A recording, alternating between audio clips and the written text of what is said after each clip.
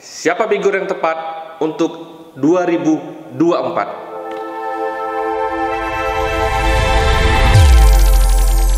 Oke, teman-teman Citra Indonesia, kami jamin Anda menang.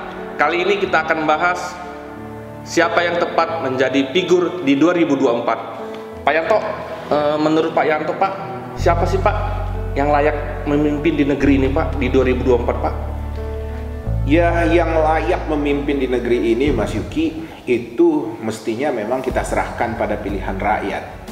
Cuma memang di Indonesia ini selalu rata-rata rakyat memilihnya lebih karena omongan orang lain, bukan karena pilihan atas dia memilih memeriksa figur itu secara serius. Jadi kalau misalnya satu kampung itu memilih figur A, orang-orang akan cenderung memilih figur A. Tapi biasanya sih memang itu juga itu benar. Tapi saya kepingin itu, Mas Yuki, bahwa kontestasi pilpres kita besok itu harus dipenuhi oleh wacana-wacana yang mendidik dan membangun, sehingga masyarakat kita akan semakin serius dalam memilih, sehingga figur-figur atau kandidat-kandidat yang muncul adalah kandidat-kandidat yang memang memiliki bobot untuk membawa bangsa ini menjadi lebih baik. Pak, kalau kita bedah kembali Pak, secara luas Pak, ada figur seorang jadi gubernur, ada figur beliau adalah seorang ketua DPRD, ketua DPR, ada figur menjadi ketua parpol.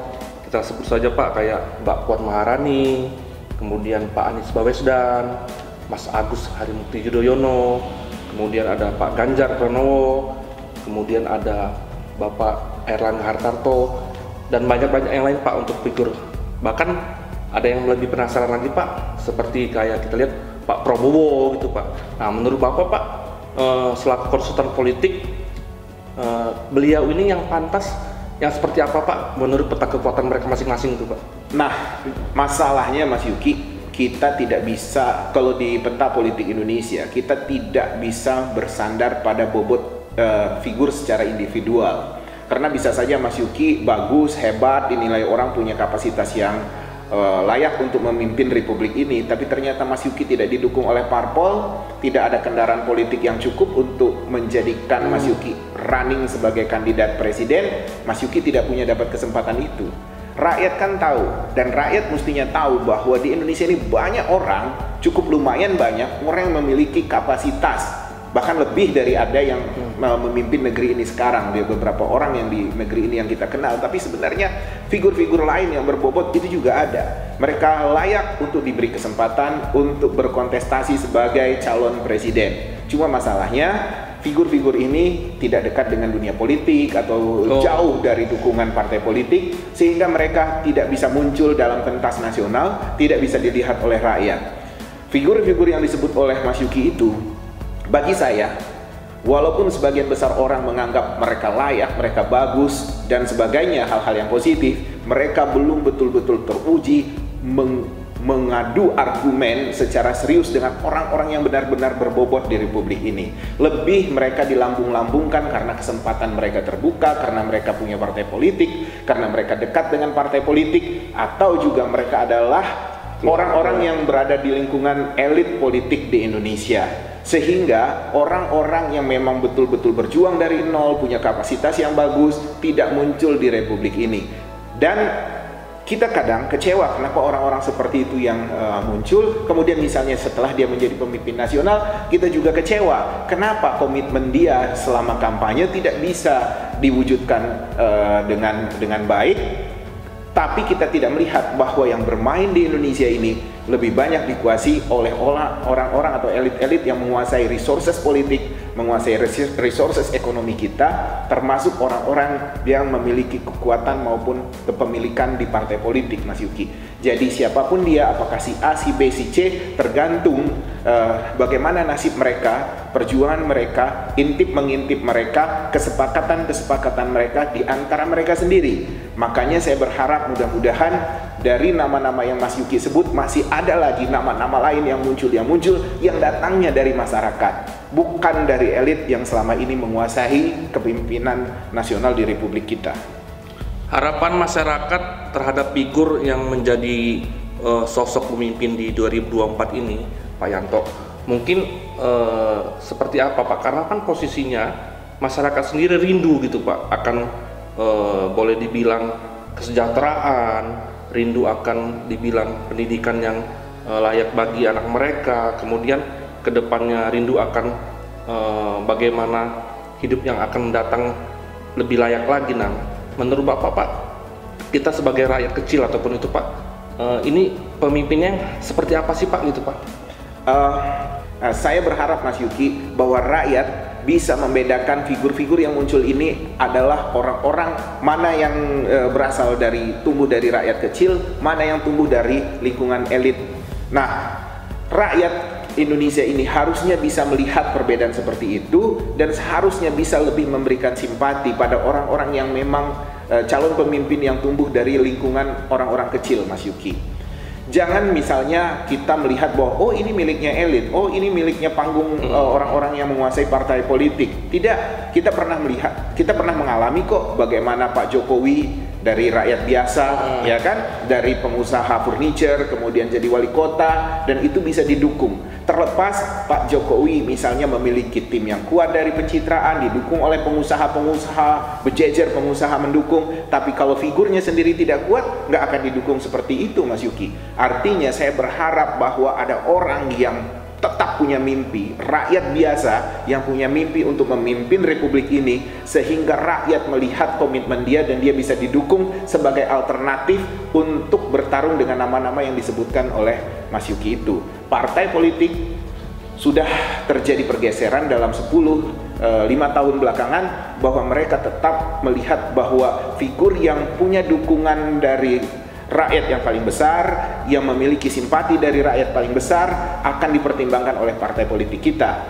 Saya berharap semangat itu tetap ada, semangat bahwa partai politik akan mendukung figur yang memiliki harapan besar untuk menang, Mas Yuki. Apakah selama ini Pak kita lihat masyarakat tidak jenuh Pak dengan janji-janji politik calon figur pemimpin kita ke depan, kemudian dengan janji-janji ya mungkin membual gitu Pak dengan kesehariannya ketika dia berkampanye. Nah, menurut Bapak Pak, apakah ada Pak untuk di 2024 ini Pak trik untuk menarik simpati masyarakat Pak agar lebih intens lagi memilih calon 2024 ini seperti apa gitu Pak? Masalah janji-janji politik, Mas Yuki, itu sesuatu yang biasa, sesuatu yang alami dalam kampanye politik. Nah, cuma masalahnya bangsa kita ini lupa, gampang lupa dengan janji-janji politik itu. Misalnya saya dengan Mas Yuki bertarung dalam pilpres, kemudian saya menang dalam pilpres, kemudian tetap masyarakat ini terbelah. Mana yang mendukung Mas Yuki tetap tidak senang sama saya, tetap menganggap bahwa saya bukan presiden mereka, yang mendukung saya tetap menganggap bahwa Mas Yuki adalah orang yang selama ini mengganggu dan sinis pada saya. Seharusnya siapapun yang menang di antara kita, ketika dia dilantik itu rakyat itu sudah menjadi satu, menjadi satu kekuatan, semuanya menjadi oposisi atas presiden terpilih gitu loh. Tapi kalau misalnya ada rakyat yang masih mendukung presiden terpilih, mencari muka, menyanjung-nyanjung, percayalah bahwa bangsa ini tidak akan bisa lebih besar dari sebelumnya. Nah, kembali kepada figur-figur yang ada itu, saya harap rakyat tidak lagi terjebak dalam dikotomi mendukung si A, mendukung si B. Mudah-mudahan rakyat melihat bahwa siapapun dia, si A, si B, si C, periksa track recordnya, komitmennya pada rakyat itu seperti apa. Bisa kejadian nggak Pak untuk 3 periode Pak Jokowi ini Pak? Kalau lihat figur-figur dari Bapak tadi bicarakan sesuai dengan karakter mereka masing-masing, untuk 3 periode ini bisa nggak Pak Jokowi Pak? Saya harap kita tetap komitmen terhadap 2 periode yang memang sudah ada di konstitusi kita, Mas Yuki. Tapi memang saya benar aja kecewa dengan perkembangan 1-2 wacana kecil, dan itu saya pikir itu adalah sikap-sikap feodal kita yang lebih senang untuk menjilat atau menyanjung orang-orang yang sedang berkuasa. Tapi mudah-mudahan rakyat menyadari bahwa masih banyak figur-figur lain yang menjadi alternatif yang mesti kita coba ketangguhannya. Dan jangan sampai kita terjebak dengan istilah, oh kalau jadi pemimpin, apakah jadi presiden, jadi gubernur, harus orang yang berpengalaman. Tidak, yang paling penting adalah orang yang memiliki komitmen. Masalah pengalaman yang mengawalnya nanti adalah konstitusi. Gitu. Secara nggak langsung Pak, untuk figur di 2024 ini Pak, ini kan sudah dikotak-kotakan Pak, si A, si B, si C Pak akan menyalonkan. Nah menurut Bapak Pak, gambarannya yang muda atau yang tua Pak?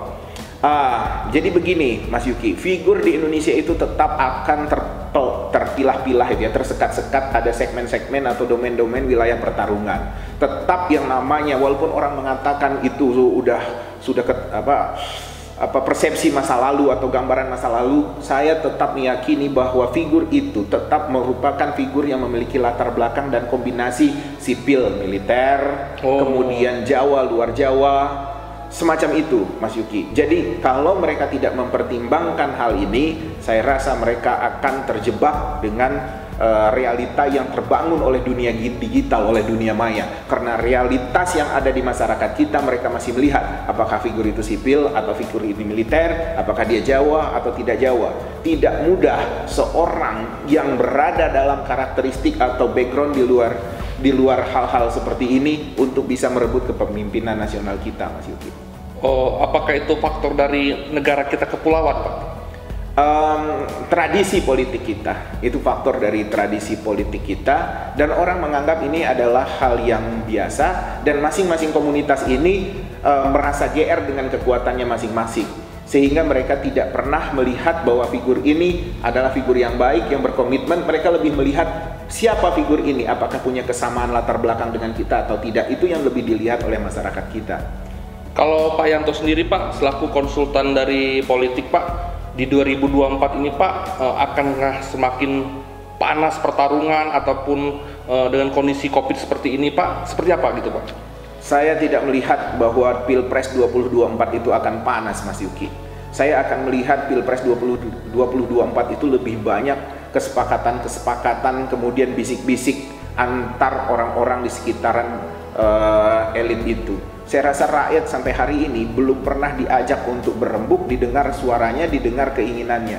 Masih antar elit untuk melihat kekuatan antar mereka, dan mereka seperti mengelola negara ini seperti negara arisan aja Mas Yuki. Secara nggak langsung si A, si B, C, mereka yang menentukan gitu loh Pak ya? Iya, dan mereka berbagi kekuasaan dan bergilir di sana, dan rakyat tidak memiliki peran di situ.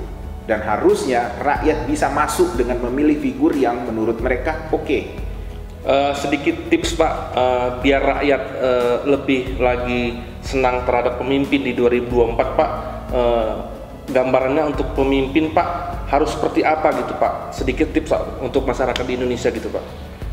Kalau untuk masyarakat mah mudah untuk digiring-giring Mas Yuki. Saya lebih berharap bahwa figur-figur ini yang ingin memegang kepemimpinan nasional di 2024 mengerti tentang karakteristik bangsa kita, dan bukan hanya itu, mengerti akan keinginan bangsa kita. Karena bukan apa-apa, semua figur-figur itu lemah dalam melihat komitmen kebangsaan kita yang sudah dibangun oleh founding fathers kita Mas Yuki. Sampai hari ini tujuan bernegara, cita-cita republik ini masih jauh dari harapan, karena semua pemimpin kita mainnya adalah pada isu-isu kontemporer, tidak bermain pada isu besar bahwa bangsa ini memiliki tujuan yang sangat signifikan untuk membangun bangsa ini menjadi lebih baik.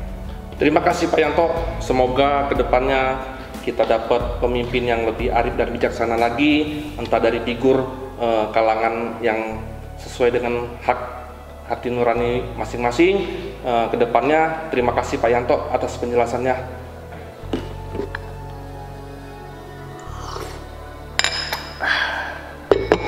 Teman-teman Citra Indonesia, demikianlah pembahasan kali ini, siapa figur yang layak dan tepat di 2024. Semoga kita di tahun 2024 dapat pemimpin yang lebih arif dan bijaksana lagi untuk membangun di Indonesia ke depannya. Teman-teman Citra Indonesia, jangan lupa kunjungi website kami di konsultanpolitik.com, dan jangan lupa like and share.